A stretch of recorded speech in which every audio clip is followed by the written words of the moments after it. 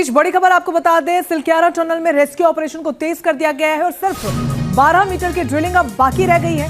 Silkyara tunnel में 45 metre तक drilling की जा चुकी है। ये अच्छी खबर है, राहत की खबर है। और साथ ही रेस्क्यू ऑपरेशन की बात करें तो 10 से 11 बजे के बीच तक मजदूरों का रेस्क्यू जो है वो संभव बताया जा रहा है, यानी कि तब तक जो फंसे हुए मजदूर हैं वो सकुशल बाहर निकाल लिए जाएंगे।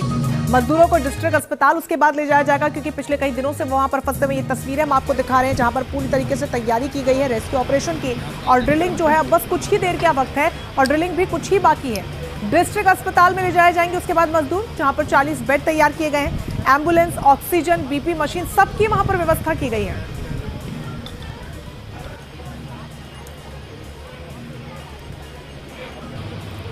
तो तस्वीरें हम लगातार आपको दिखा रहे हैं कि किस तरीके से लंबे समय से ये संघर्ष जारी था। आज उस पर पूर्ण विराम बस थोड़ी ही देर के इंतजार में लग जाएगा। उत्तरकाशी से हमारे संवाददाता सैयद आमिर सीधा हमारे साथ जुड़ रहे हैं इस पूरी खबर पर ज्यादा जानकारी के साथ। सैयद, आप वहां पर पिछले कई दिनों से बने हुए हैं, जो स्थिति वहां पर बनी हुई है वो आप बयां भी कर रहे हैं, लेकिन अब उस पर दी एंड होने वाला, पूर्ण विराम लगने वाला है। फिलहाल स्थिति क्या है?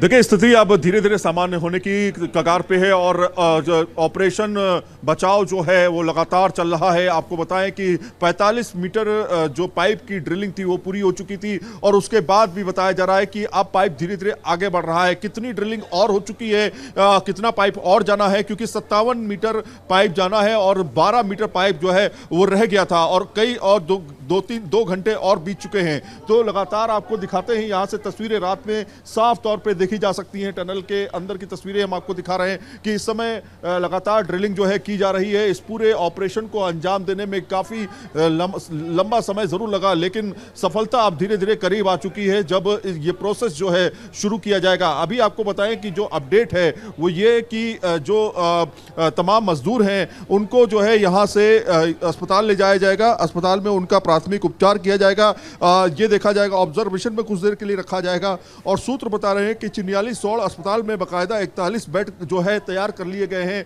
तमाम मजदूरों के लिए। तो अभी आप देखिए इस समय की सिचुएशन, ये ग्राउंड जीरो पे हम मौजूद है, उसी टनल के सामने हम मौजूद हैं और लगातार पिछले कई दिनों से, जब से ये ऑपरेशन चल रहा है तब से हम यहाँ पर से रिपोर्टिंग कर रहे हैं। तो कुल मिलाकर के अब जो हॉरिजॉन्टल ड्रिलिंग थी उसी पर सबसे ज्यादा भरोसा किया जा रहा है और अब ये क्षण आ चुके हैं कि किसी भी वक्त ये सूचना आ सकती है अंदर से कि वो ड्रिलिंग जो है वो पूरी कर ली गई है और उसके बाद जो है यहाँ से एम्बुलेंसेस का जाना अंदर शुरू हो जाएगा। एम्बुलेंस जो है अंदर जाकर के तमाम मजदूरों को बाहर निकालेगी और जो एनडीआरएफ की टीम है, एसडीआरएफ की टीम है, वो भी अंदर जाएंगी और उनको बाहर निकालने का प्रोसेस को जो है शुरुआत करेंगी। इसमें अहम खबर यह भी है कि मुख्यमंत्री जो हैं वो वहां से निकल चुके हैं, उत्तरकाशी की तरफ वो आ रहे हैं और वहां से जो है वो मजदूरों को पूरी तरीके से देखेंगे और उनका हालचाल भी लेंगे। तो ये भी सूत्रों की तरफ से खबर आ रही है। तो ये तमाम डेवलपमेंट जो है अब शुरू हो चुके हैं होना और न्यूज़ नेशन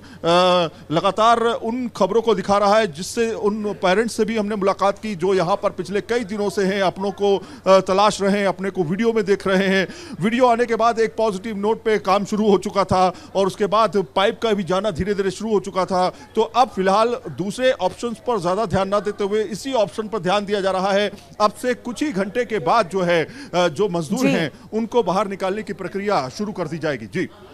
जी बिल्कुल, वहां पर तस्वीरें जो आप दिखा पा रहे हैं वो उसे देखकर ये समझ आ रहा है सैयद कि क्या कुछ स्थिति वहां पर और कितनी गंभीर। हालांकि बस कुछ ही देर का समय बचा है और उसके बाद सभी मजदूरों को वहां से निकाल लिया जाएगा। बहुत शुक्रिया आपका तमाम जानकारी के लिए। देखिए, आगे बढ़ेंगे और हमारे सहयोगी सैयद आमिर जो कि पिछले कई दिनों से वहां पर बने हुए हैं उत्तरकाशी से, उनके इस रिपोर्ट को आप पहले देखिए।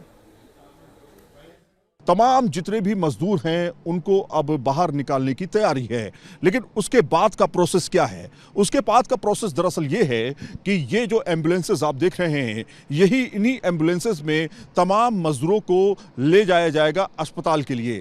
अस्पताल में उनका इलाज किया जाएगा, उनका मेंटल और इसके अलावा फिजिकल किस तरह से वो इतने समय तक वहाँ पे रहे, इसके अलावा उनका ब्लड प्रेशर क्या है, यहाँ तक कि उनका शुगर चेक किया जाएगा और तमाम चीज़ों की मतलब कुल मिलाकर कि उनकी हेल्थ को चेक किया जाएगा। उसके बाद उनको 24 घंटे ऑब्जर्वेशन में रखा जाएगा। ये तमाम एम्बुलेंस आप देख रहे हैं इस समय यहाँ लग चुकी हैं और इन एम्बुलेंस को तुरंत जो है यहाँ पर बुला लिया गया है। अब धीरे धीरे शाम ढल रही है, माना जा रहा है रेस्क्यू ऑपरेशन जो है उसमें कुछ ही वक्त का समय बचा है, उसके बाद रेस्क्यू ऑपरेशन कंप्लीट किया जाएगा। उसके बाद इसी एम्बुलेंस के जरिए डिस्ट्रिक्ट हॉस्पिटल में जो है तमाम जो मजदूर हैं उनको ले जाया जाएगा। लेकिन ये किस तरह से इक्विप्ड हैं आप देखिए, मॉडर्न ये सारी एम्बुलेंसेज हैं और इनके लिए बाकायदा एक रूट बनाया जाएगा। रूट जिस रूट से ये जाएंगी उसको फिलहाल खाली रखा जाएगा और यहाँ से उनको इसी एम्बुलेंस के अंदर जो है बैठाया जाएगा। अब हम पीछे चलते हैं, इस एम्बुलेंस के अंदर देखते हैं क्या क्या इंतज़ाम जो है वो किए गए हैं। यहाँ पे आप देखिए, यहाँ पर स्ट्रेचर की व्यवस्था जो है यहाँ पर बाकायदा की गई है। क्या 2 लोग अंदर बैठ सकते हैं, 2 मजदूर एक साथ बैठ सकते हैं, या सिर्फ एक मजदूर सिर्फ एक ही स्ट्रेचर पे बैठ करके लेट के जाएगा, और किस तरह की व्यवस्था है ये देखिए आप। ऑक्सीजन से लेकर के तमाम चीज़ें यहाँ पर रखी गई हैं। यहाँ पर हम यहाँ के जो साथ में यहाँ पर आए हुए हैं उनसे बातचीत करते हैं। सर, किस तरह की व्यवस्था है अंदर? एक एम्बुलेंस में कितने मजदूर जा सकते हैं?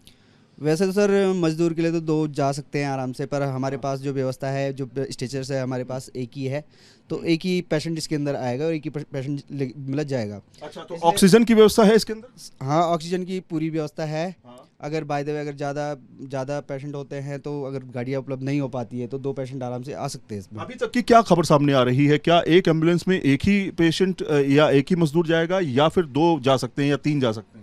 जिस हिसाब से व्यवस्था है, जब 40 गाड़ियों की डिमांड करी है तो 41 गाड़ियाँ जब होंगी तो मतलब जरूरी नहीं बनता है कि 2 पेशेंट एक साथ जाएंगे। एक ही पेशेंट एक गाड़ी में एक ही पेशेंट जाएगा। अच्छा, एक गाड़ी में यानी एक एम्बुलेंस में एक ही पेशेंट जाएगा। तो लगातार एम्बुलेंसेस जो है आ रही हैं, तो यहाँ से हमें कहाँ जाना होगा? क्या उत्तरकाशी के डिस्ट्रिक्ट हॉस्पिटल में जाएंगे सीधे? तो सर से आई एम्बुलेंसेस? ये एम्बुलेंस सर इधर ही कोई बड़कोट से आ रही, तो कोई नौगांव, कोई अलग अलग जगहों से मंगाई गई से मंगवाई गई है। हाँ। और जो अब इसके बाद हमें जो बताया जाएगा कि मतलब कौन से हॉस्पिटल में ले जाना है, जैसे डिस्ट्रिक्ट हॉस्पिटल हो गया, चिन्याली हो गया, पहले सबसे पहले 2 हॉस्पिटल है हमारे जो निजी हैं, जो मतलब जहाँ पे हम ले जा सकते हैं। फिर उसके बाद जो प्रोसेस आगे की प्रोसेस होगी, उसके बाद शायद रेफर, अगर ज़्यादा क्रिटिकल कंडीशन, पेशेंट की क्रिटिकल कंडीशन है तो उसे आगे भी भेज दिया जा सकता है। देखिए, दूसरी एम्बुलेंस के अंदर भी हम आ चुके हैं।